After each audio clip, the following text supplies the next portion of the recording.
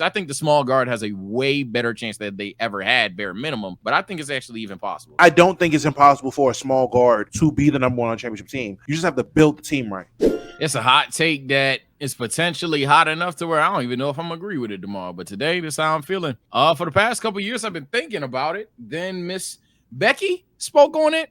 I ain't gonna lie. That small guard where they can't win might be dead. I ain't gonna lie. For majority of overwhelming history, in fact, they're all outside of the 6'3" light-skinned and Under Armours. Yeah, you ain't really got much to say. But as of late, I ain't gonna lie. Not only we could go crazy recency bias and talk about how Ant and JB aren't even 6'5", and they're looking like they have high odds of winning. And then I'll go a step further and say, even if they don't win, it doesn't mean, see, Becky was right, you can't win. I think certain dominoes need to fall for them not to win. But not only that, when I'm looking at a couple of the past seasons, even, like, granted, people would lean towards more Devin Booker, but I think Chris Paul was like a major reasons the Suns that year made it that far. You go to 2019. I know they technically lost. Again, this ain't gonna be my strongest argument I make, but it's hot for a reason. It's just a gut feeling. The Warriors, hey man, it was a 4-on-1 and Curry almost won that shit. I'm just saying we might be in an era where the small guard genuinely can win a championship if you build the proper team around them. That's all I'm gonna say on that. As a number one, think it's possible now. In this kind of NBA, I think so. And what if Jalen Brunson loses? I don't think a Brunson loss disproves it unless he is like the vocal point reason he loses. So like if Jalen Brunson goes out there against Boston Celtics and size is a day one factor, his efficiency drops across the board. Not exactly selling, but he's noticeably locked up to the point where, yeah, Jalen Brunson couldn't get going, which led to his teammates not being able to carry him. He loses. Then I'll be like, oh yeah, for sure. Or like to flip on the flip side with Anthony Edwards. Well, not on the flip side, the same exact thing for Anthony Edwards. Then yeah, for sure, I'll just be like, yeah, nah, I was tripping. I'm wrong. But I don't know. I feel like even in like 2022, yes, it's Steph Curry again. But I don't know. I just think that era is dying. I think that is like the next transition for the NBA where that's going to be in the history books. I think the small guard has a way better chance that they ever had, bare minimum. But I think it's actually even possible. The NBA playoffs are here, man. There's a lot of money to be made if you play daily fantasy sports. And if you want to get into the action, you guys can use PrizePicks, the sponsor of this podcast, our preferable way to play daily fantasy sports. We will show you how to play the game right now, and it is very, very simple. Just sign up for an account, download their app, go on their website, and make some picks. And if you really know ball, you can win some money. I'm going to go ahead and look down here. Kevin Durant, 36.5 points plus rebounds plus assists versus the Cleveland Cavaliers. I'm sensing a big game from KD tonight, man. Hit more for me, please. And then Darius Garland has been letting me down all year, and it's just another day of the year. Hit less for me on the PRA as well for Darius Garland. Omar, you decide how much we put on the entry. You got to risk it to get the biscuit. I'm going to put 210 on there. Hit place entry. And if you use code LKIB, PrizePicks will match 100% of your first deposit up to $100. Shout out to PrizePicks for sponsoring this video. Now let's get right back to the content. I said it when the conversation first started. I think the more consistent criteria is just having him like on your team instead of necessarily having a point guard. And I think if you look back, there just aren't a lot of 6'3" and under players that elevated in the playoffs. I think that's the problem. But JB is elevating in the playoffs. Like that, y'all would need to name me names of point guards that elevate in the playoffs. John Morant does, but he just hurt. I would just say that, I mean, I slightly agree with Sage, but I mean, I've always had to take when this conversation first started with the whole Jalen Brunson being a number one winning thing. I didn't believe that Jalen Brunson would be a number one on a championship team, but I don't think it's impossible for a small guard to be the number one on a championship team. You just have to build the team right. Like, it's not, I said it then, it's not impossible, it's just improbable. It's very few that have done it, but because some have done it, by definition means it's not impossible. It's been done before. It's just hard to do. And with a lot of teams being incompetent, it's a hard thing for teams to do. But with teams like the Knicks, who are currently showing you, if you build the right way, it is definitely way more likely and way more possible. Now, we're still in the middle of this storybook, so we don't know how it ends yet. However it ends will definitely dictate the flow of this conversation, and the further they go will definitely sway a lot more people who are on the other side. I also think it's a pretty side note about that whole debate. I do also think it's a pretty weird standard on the 6'3" versus 6'4" thing. Like, everybody has that cut off at 6'3". Once you're 6'4", you're tall. I think that's weird too. But that's the point.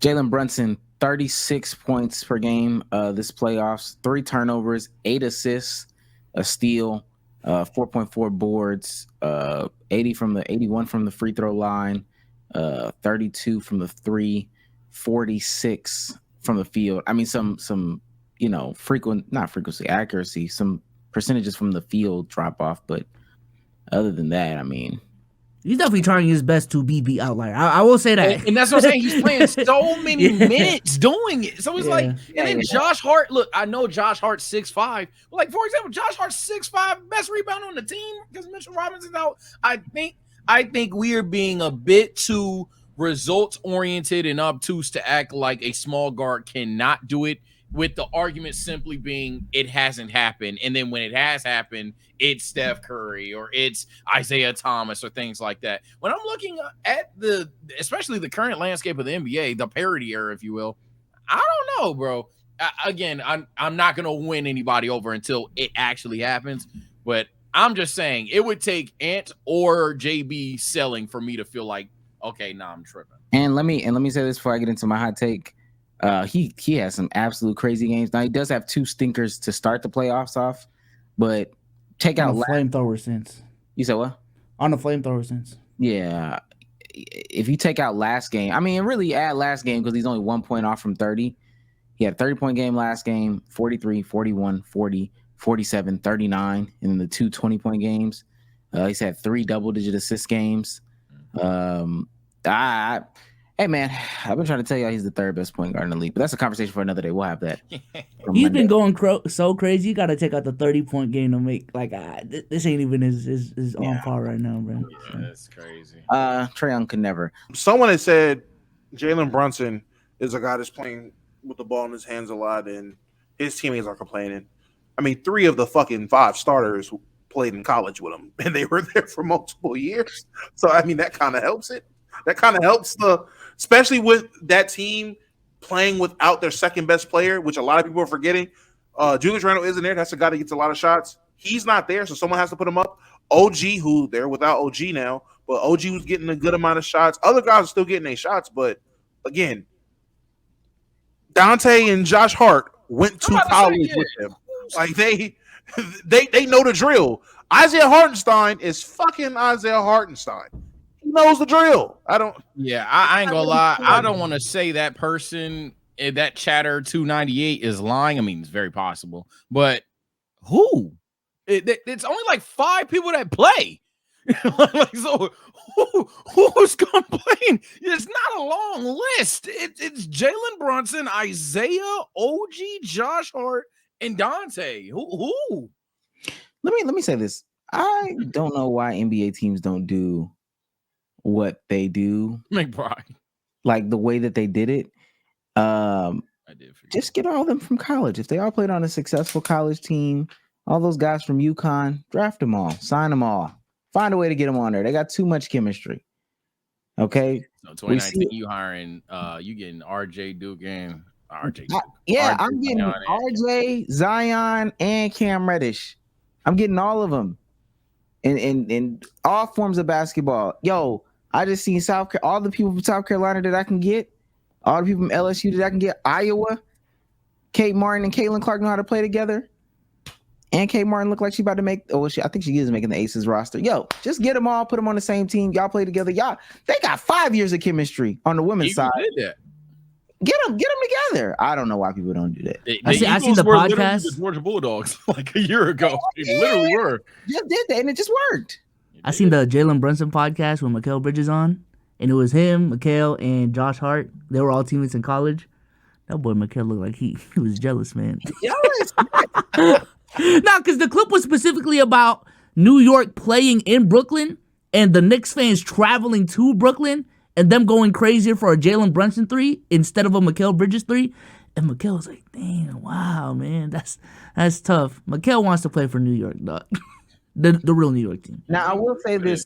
I think it is a little difficult because a lot of those guys that we named played multiple years in college. Like Jalen Brunson played a few years in college. But like, do you know how long it took for the Celtics to build chemistry on a roster Do you know how long it took for the Nuggets to build chemistry on a roster? How hard, and even then, how hard it is to do with these guys.